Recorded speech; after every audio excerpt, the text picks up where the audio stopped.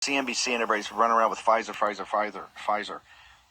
When you look at the letters the way you've broken them apart, these two letters, they've actually, and I want to go back to what you said about the data, there's really no data, but they've authorized the use of a vaccine. Does that vaccine currently exist? If I want to walk down, not that I'll do it, but if I want to walk down to the doctor today and get the vaccine, can I actually get the one that, quote unquote, has this kind of sketchy, shady FDA approval? Is that available right now to the best of your knowledge, sir?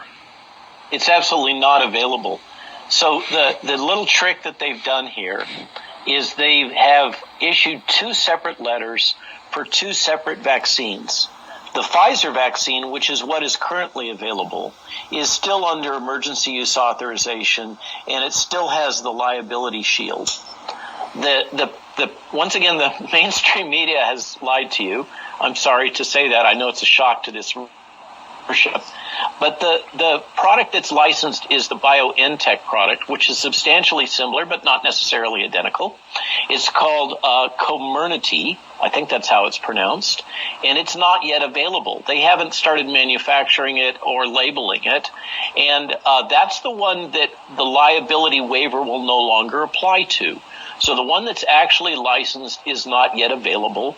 And when it does become available, it will no longer have the liability shield. In the interim, the one that does have the liability shield is the Pfizer product, and that's what's currently available, and it's still under emergency use authorization. So that's no change.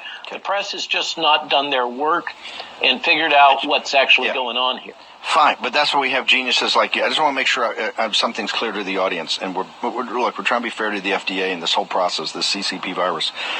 The emergency use authorization, as it currently stands by the FDA for Pfizer, does not allow its use for children under 16. Is that correct? Correct. Okay. The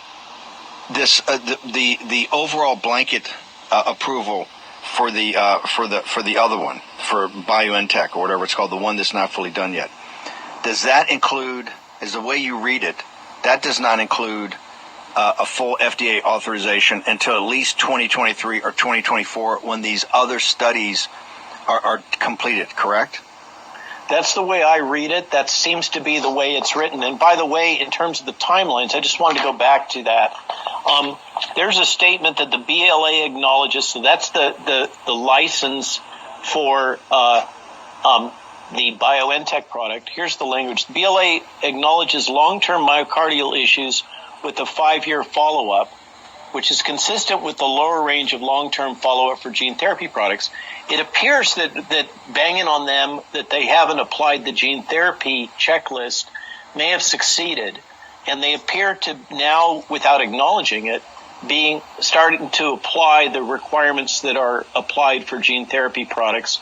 But in terms of the cardiac issues, they acknowledge that the myocardial issues will require a 5-year follow-up.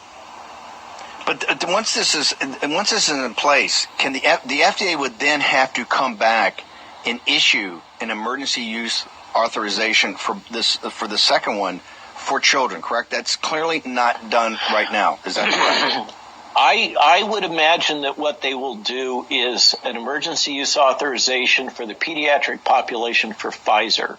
So that will keep Pfizer indemnified, because that's something that Pfizer has been seeking in all of their worldwide contracts with other governments, is full indemnification. They will not sell you vaccine unless you waive liability if you're a government, head of state or whatever. So that's the Pfizer position, is we don't want to own the liability here.